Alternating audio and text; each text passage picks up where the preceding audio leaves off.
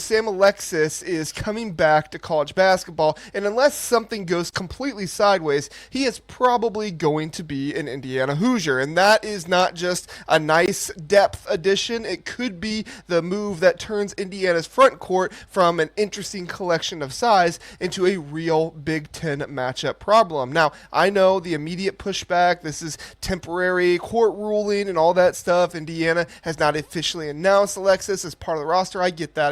That matters. But when you look at the open scholarship, him playing on the Purdue trip, his familiarity with Darren DeVries, and the reporting around the likely destination, the dots are not difficult to connect here. So today, I want to show you why Indiana is positioned to bring Sam Alexis back, what his return would change, and why the most important part of this move may not even be about Alexis himself. So here's what changed. Alexis received a temporary injunction that gives him another season of college eligibility. He had already exhausted that. Most people believe that his college career playing on the, in the NBA Summer League and joined Indiana's group for the FISU American Games in Peru. That sequence matters, and that is, it matters about what his future was. But Indiana did not have to rebuild a relationship with him. He was already around the coaches, playing beside the current roster, getting relationships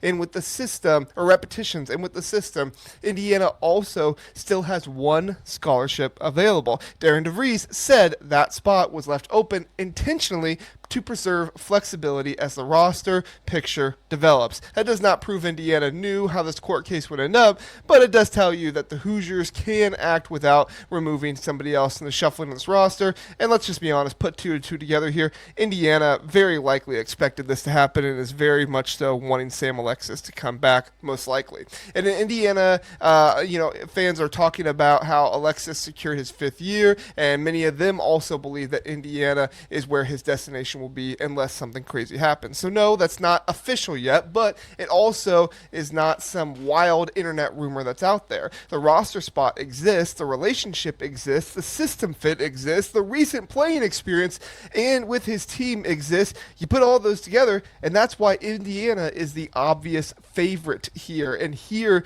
is the part people are going to underestimate. Alexis does not need to become Indiana's starting big man or anything for this matter to happen. The lazy way to describe Sam Alexis returning to Indiana is just call him another depth piece, but that misses the entire point. Indiana already has size. What it does not automatically have is proven, dependable size that Darren DeVries knows and his system knows and can step onto the floor without forcing anybody else into a different role. Alexis started 23 games last season for Indiana. He gave Indiana roughly 9 points, 5 rebounds, and more than a block per game. He's not coming back to save the program by any means. He is coming back to prevent one injury, one bad matchup, one night of foul trouble from wrecking Indiana's front court plans. That is much more valuable than just any ordinary depth piece out there. And let's lay out what Indiana's front court could look like, because you have Samit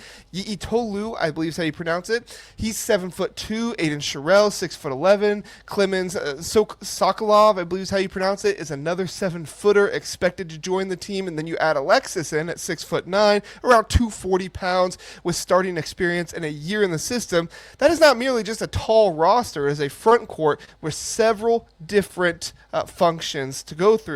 Yiitolu can give Indiana a true center. Sokolov provides another developmental option at the 5. Shirell has the flexibility to play center, but Indiana wants him gaining comfort at power forward, kind of the 4 position there. Alexis can operate as the experienced bridge between it all. Think of it like, building an offensive line. Having 5 large human beings is not always enough. You need the right people capable of covering different jobs when the plan changes. And this is where Shirell becomes the real story of it all, because during the Peru trip, DeVries talked about using Alexis so Shirell could spend more time at the 4 because they really like him there despite his size, being able to fit him at the 5 as an option as well. Shirell already had experience playing center. The newer challenge is learning how to function beside a true 5. That means defending different players, finding space without always being the screener, making decisions further from the basket. Those repetitions matter because Indiana's ceiling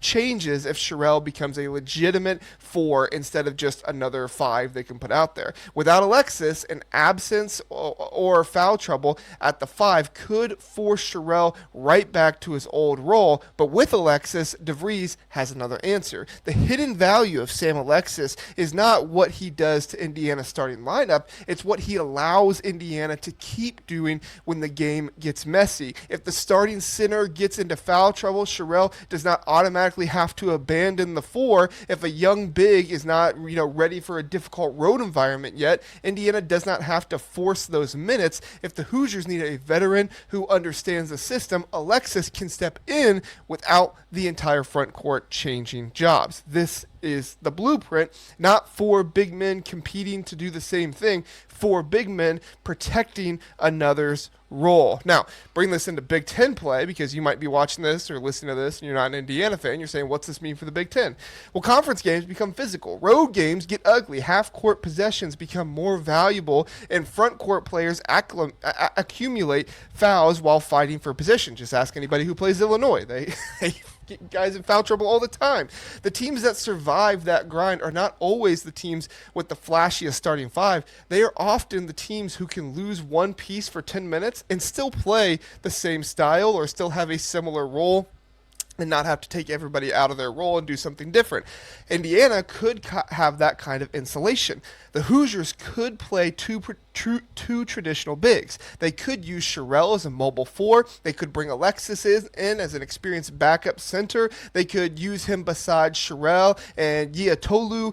If he needs a break, that could protect Sokolov from being asked to do too much or too early. And because Alexis already knows DeVries, this would not feel like adding a random transfer in August and hoping he learns everything by November. He should have a shorter learning curve, but let's slow down because Indiana fans are starting to order, before you start ordering your Final Four tickets, because that's not what I'm saying here. All right, there are still real questions. First, you have the legal issue. That's not the same thing as the normal eligibility announcement. All right, the temporary injunction does give Alexis the opportunity to play, but the case can continue developing. We'll see what happens. Don't think so, but you never know in these type of situations. Second, size does not automatically create good offense. If the floor becomes crowded, if the bigs occupy the same areas, or if opponents drag them into uncomfortable defensive matchups, 4 large front court players can become a traffic jam. Third, minutes matter as well. Veterans expect roles. Young players need development. Coaches have to create combinations that make basketball sense rather than just simply rewarding experience, rewarding work ethic, rewarding, how much you were paid in the portal to get there. This is where DeVries earns his money. He needs to identify which combinations preserve spacing, rebounding, rim protection, and defensive mobility. The best version of Indiana is not where Alexis arrives and takes over. The best version is where his presence removes pressure from everybody else. Tolu does not have to play through every foul. Shirell does not have to bounce between positions whenever something goes wrong. Sokolov doesn't have to be ready for every Big Ten matchup immediately before he's even been given time to, get used to college basketball. DeVries does not have to shrink the rotation because he lacks a trustworthy front court option.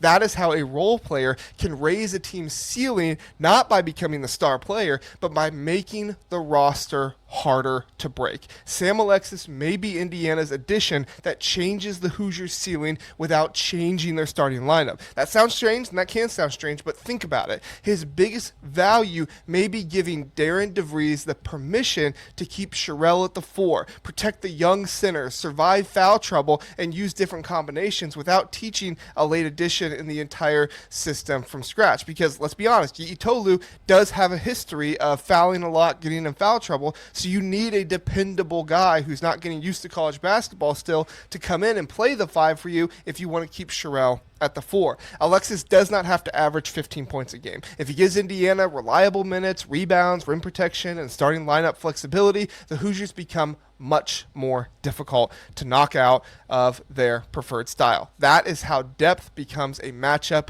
problem. So here's my final takeaway of the whole thing. Sam Alexis returning would not make Indiana just a contender because of one player. It would make Indiana more dangerous because the front court pieces would fit together with room for mistakes. The Hoosiers would have size, experience, position flexibility, foul insurance, and a veteran who already understands what DeVries wants. That does not guarantee Indiana dominates the Big Ten. I don't think I'm saying that. I'm not coming in here and saying, Indiana fans, start buying your Big Ten championship tickets in the tournament. But it does mean opponents may have to prepare for more than just one version of the Indiana Hoosiers. And by February, when legs are tired, freshmen are hitting the wall, and front courts are dealing with foul trouble, that may be the advantage that matters most. So let me know what you think. Do you think Alexis makes Indiana's front court one of the best in the Big Ten, or are we putting too much stock into a player who may have to come off the bench? Subscribe to the Big Ten Huddle for more Big Ten football and basketball talk.